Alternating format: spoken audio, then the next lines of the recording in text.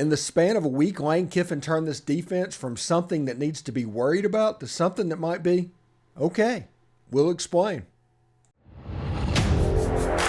You are Locked On Ole Miss, your daily podcast on the Ole Miss Rebels, part of the Locked On Podcast Network, your team every day.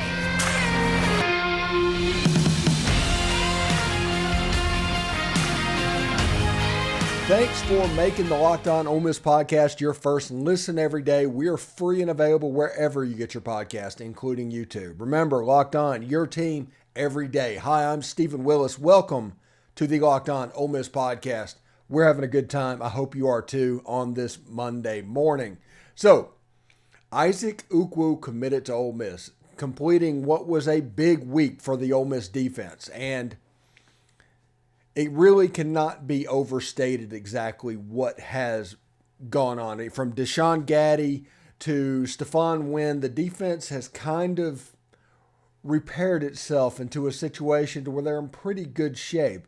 As I call them, they're good to go.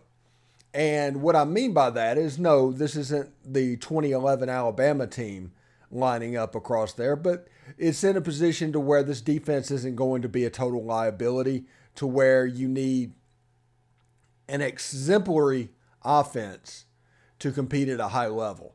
Now that bar is kind of leveling a little bit. Your offense doesn't need to be as good. I still think this offense needs a number one wide receiver. They have a really, really good number two wide receiver in Tre Harris, which I'm talking about in the second segment today. But I do think that number one guy that gets the defense's attention is important for this team. But on the defensive side of the ball, Isaac Ukwu, you look at his grades. I checked out his PFF grades. I checked out his zones, his snap counts, and stuff like that to try and figure out exactly what type of player Ole Miss is getting. And the answer is Ole Miss is getting a pretty good player.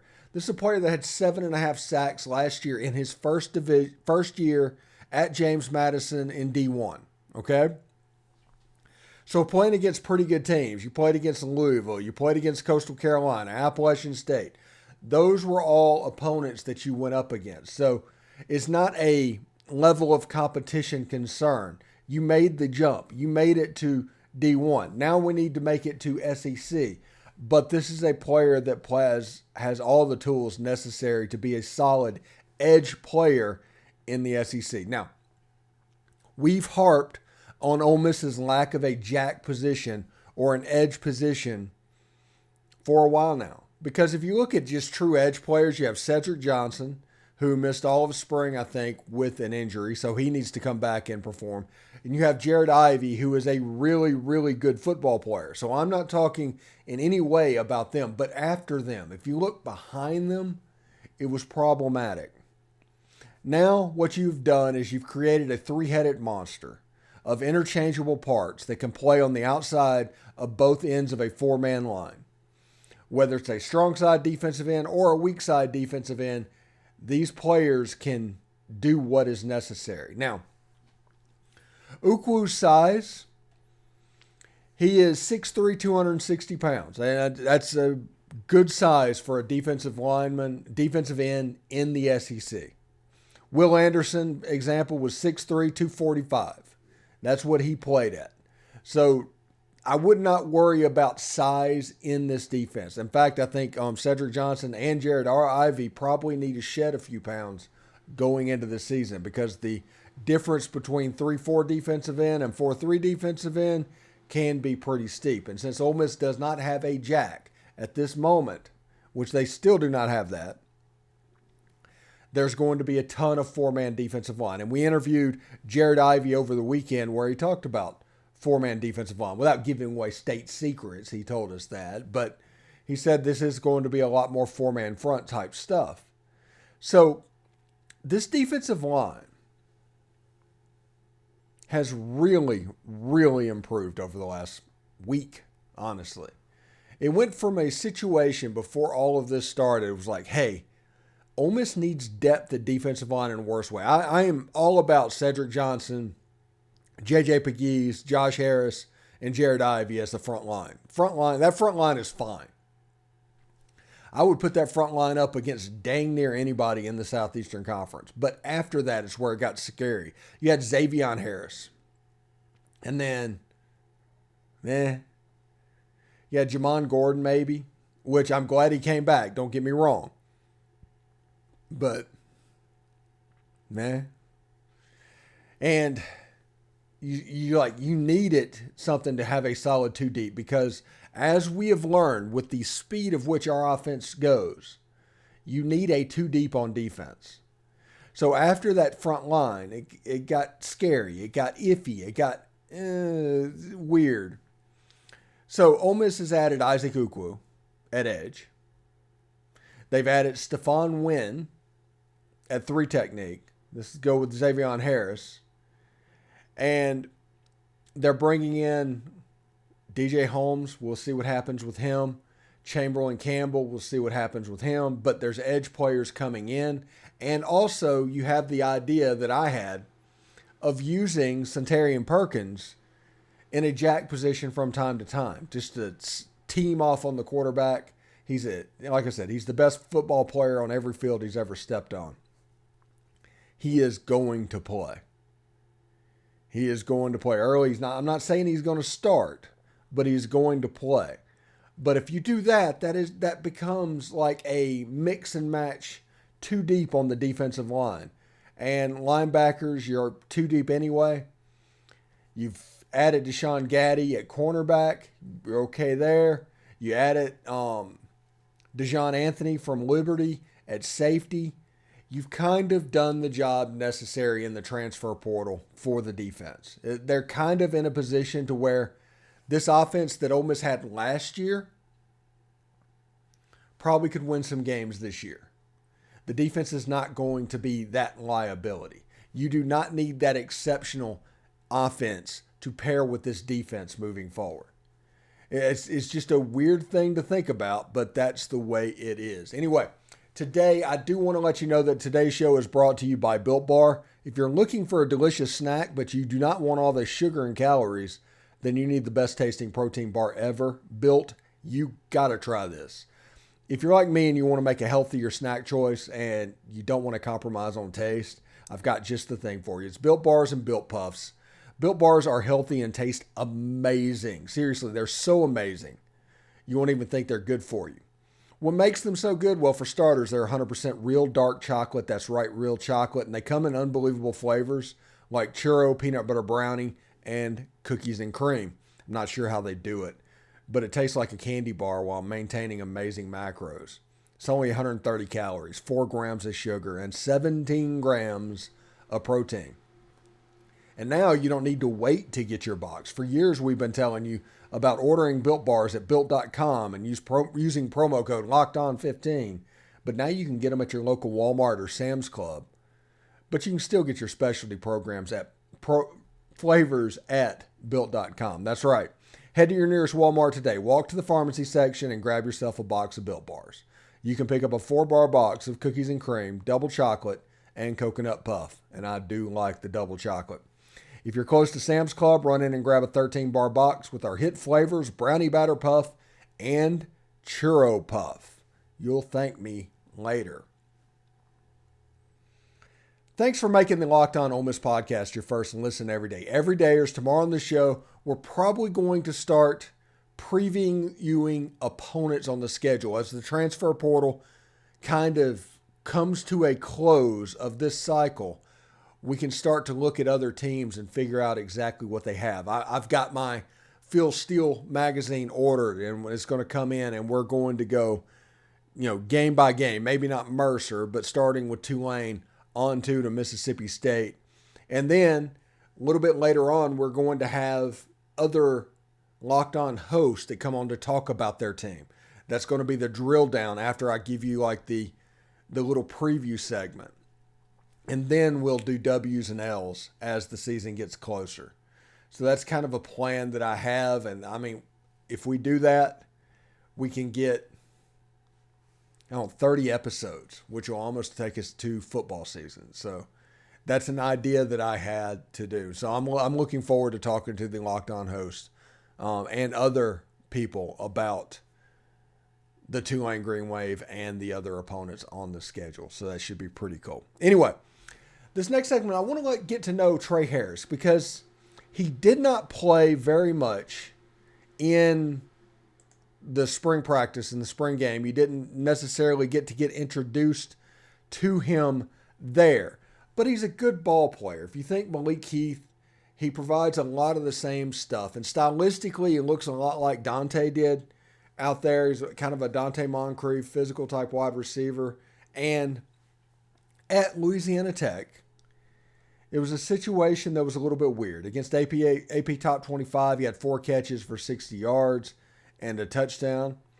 But if you go by quarters, like, he's a really good first quarter guy. And what that means is that the script that Louisiana Tech was running was designed to get him the football, and the other team wasn't quite sure exactly what he would do. So he kind of went off. 27, 403, 4 touchdowns. Had 3 carries, 11 yards. At the beginning of the game, the first quarter, he was a weapon. But as teams rolled their coverage over to him, second quarter, 15 for 136 and a touchdown. Third quarter, 11 for 187, 3 touchdowns.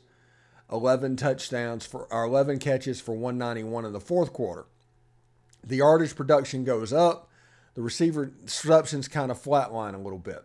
If you look at his season stats, he had 65 catches for 935 and 10 touchdowns. That's like 14 and a half per catch. Really good football player. 6'2", 200 pounds. He's out of Lafayette, Louisiana. Good football player. There's just no way you can get around that. If you look at his production by month, about the same, 20, 22, 23 catches, although yardage-wise, he really had a good October last year. But one thing that's kind of interesting to me, and I'm trying to find this. All right. If you're going to look at final margin of victories, this is when Louisiana Tech was successful. Whenever they won the game by 7 or lost like the very closest game, he was 13 for 112, 3 touchdowns. His average not good. So what this is going to mean, the more the average margin goes up, the more his production goes up. 8 to 14, 14 catches, 238, 17 yards a catch, 2 touchdowns. If it was a blowout, 38 catches, 585 yards, 15 yards a catch, 5 touchdowns. What that means is he is directly influencing winning. He is directly influencing winning, and that's important to understand what is going on. Now, if you want to look at this, it's like, hey, if Ole Miss doesn't sign anybody, they're going to be fine. But losing Brandon Buckhalter to UAB and losing Keon Coleman to Florida State puts this offense in a position after the dismissal of Chris Marshall of being less than what they were in spring. So in my opinion, Ole Miss needs to go out and find a receiver that can be a number 1 receiver and not necessarily an outside guy. Because you can see here, you have Tre Harris. He can play that role as the outside receiver number 1. But what Ole Miss probably needs to do is take somebody like Zachary Franklin and play him in the slot and make the middle of the field what it was in 2020 when Elijah Moore and Kenny Buller was running around. That's probably what Ole Miss needs to do.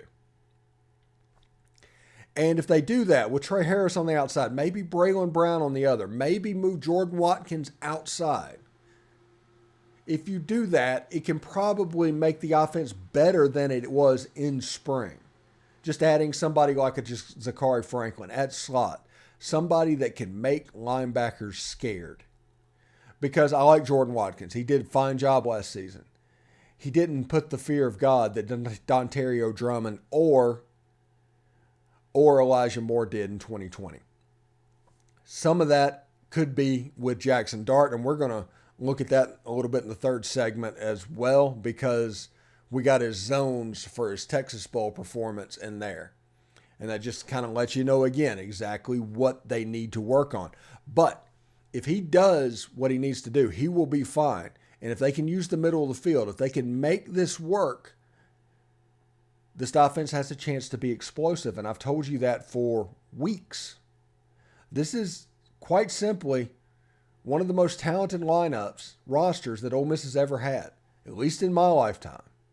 Maybe the most talented, which the one they'd have to beat was last year, and the question would be Zach Evans.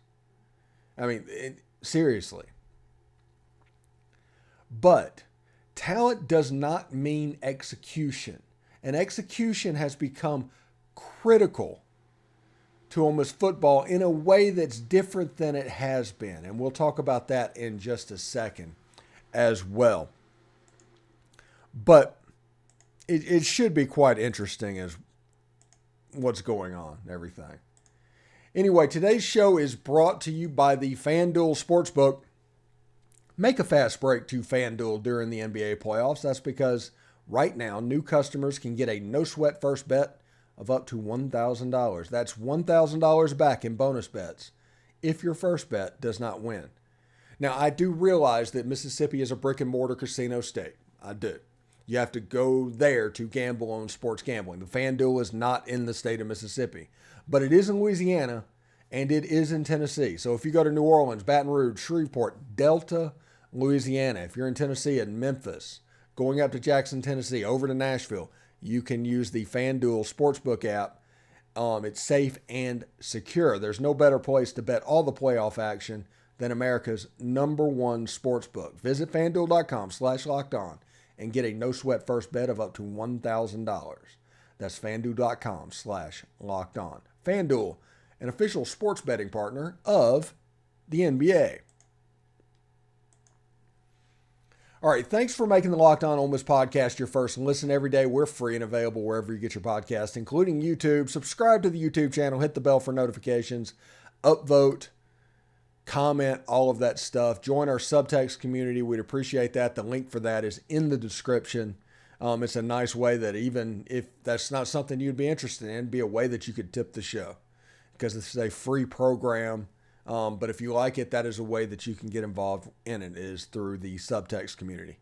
Now, execution is going to become a critical aspect of Ole Miss football in the near future. The roster has gotten to the point. Now, execution has been a huge issue with Ole Miss moving up in the past, because in the past they needed that execution and they needed the other team to play down, and you needed to do whatever you need to do to spring that upset, whether you're in the swamp in 2008 in Florida, or if you're in Alabama in 1988, if stuff like that. You needed supreme execution, plus you needed help.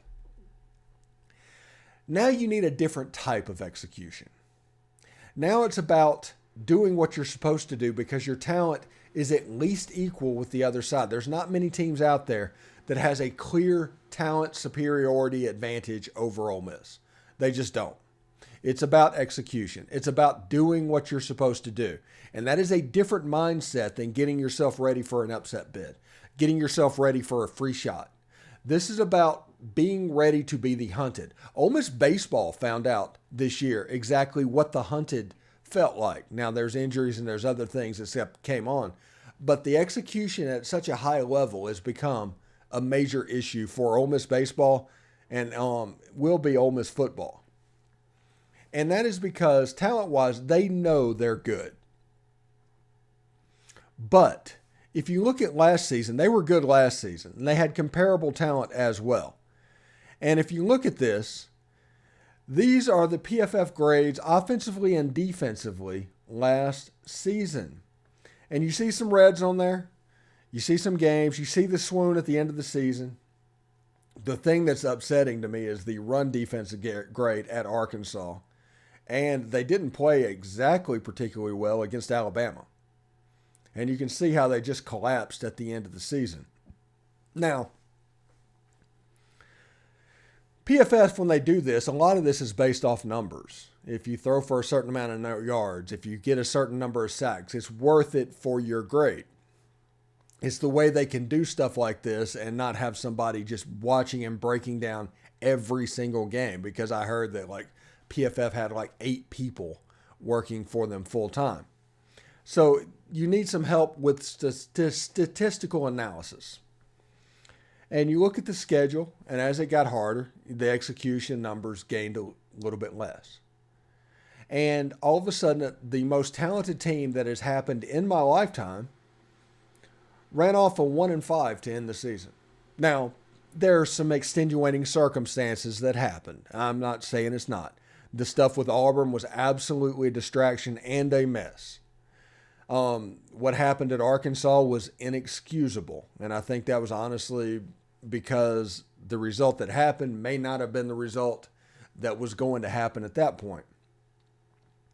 But they tried to get better, and they did what they needed to do. And this was a mental lesson that they needed to learn. If you look at the Texas Tech game, offensively they played pretty well. You see the numbers. Run blocking was a problem pretty much throughout most of the season, which is kind of hilarious when you consider that Ole Miss is the number 3 national rushing team in the country. And I think part of this is the fact that when people actually look at it, there's so much deception involved in Ole Miss's run game. But whenever Ole Miss has to get up and gain 1 yard, gain 2 yards, they're going to struggle to do it because the offensive line isn't quite as good as you would hope it would be. But deception is so much a part of the Ole Miss run game. It is absolutely ridiculous and interesting to see. So execution is important. And this is another way that I can dovetail on what I've been talking about the passing zones the last couple of weeks. Now, if you look at that Texas Bowl and their offensive numbers, you have 72 offense, 77 pass offense, 75 pass blocking, 69 receiving, 72. It is one of their better graded out games by Pro Football Focus of the year. So what happened in that ball game? Well, besides it being called like a 9-year-old playing Madden and going forward on ridiculous things and giving Texas Tech all kinds of short fields, you have this little interesting thing that happened as well. Here's his zones from that game. If you look at him on the outside, absolutely fine. Heck, I think his outside right, he had a perfect passer rating as far as the NFL rating goes. But look in that middle zone. This is what has people concerned, and this is why Ole Miss gets rated at 7.5 wins. This is why people are probably going to put Ole Miss in 3rd or 4th in the SEC West this year, is that middle zone. Because A, they didn't have anybody to affect the linebackers there because Michael Trigg was injured for most of the season, and Casey Kelly, God bless him, just kind of wasn't that dude. But this year, with Michael Trigg healthy, with Caden Priestcorn healthy, if you look at a receiver like a Zachary Franklin playing a slot role, you could find that position, which is so important to this offense. Absolutely important to this offense. And if they don't do it, it's a problem. But a 17 passer rating is not going to cut it. If you look around, otherwise, pretty decent numbers. Pretty decent numbers. And if you remember and was listening before that Texas Bowl, I did say that Jackson needed to wing it because he needed to get better in that middle of the field. And 3 for 9 for 58 yards and 2 picks. It looks bad, but at least it was 9 attempts. It was 9 games that he could put back in that memory bank. Now, we didn't see it in the spring game. I'm hoping that they just, for whatever reason, didn't have anything, didn't want to do anything. But we will see what happens because that zone right there is going to determine whether Jackson Dart is quarterbacking against Mercer or Spencer Sanders. That zone. That middle zone right above the yellow line is going to determine the winner of this thing. Otherwise, Jackson Dart, NFL quarterback. He has all the tools in the world. He can be as good as we need him to be outside the numbers. Inside the numbers, he needs to improve in year 2. And I'm not saying he can't. He might come in against Mercer and light it up and look like the second coming of Matt Corral. But whenever you consider that Ole Miss's offense's weapons mostly reside in positions that take against the middle of the field, whether running back or tight end or a slot receiver. Now, like I said, you have Tre Harris on the outside, but if you look at those guys in the middle of the field, if they are in a position to where they don't use them, that's on them at this point. You know it. It's built that way. If it doesn't happen, it's kind of on them. If that makes any sense whatsoever. Anyway, I want to thank everybody for making the Locked On Ole Miss podcast your first listen every day. Every dayers, this week on the show, we could have a very special guest. I do not want to give it away now because technology can go through and get us. Last Tuesday, we were supposed to have Jared Ivey. Technology got us. We ended up getting him on Friday. So I don't want to promise which particular day it is, but an interview could happen that is mighty. It's pretty cool, honestly. So anyway, hope everybody has a good day. Hope everybody has an excellent start of the week. And as always, hotty toddy.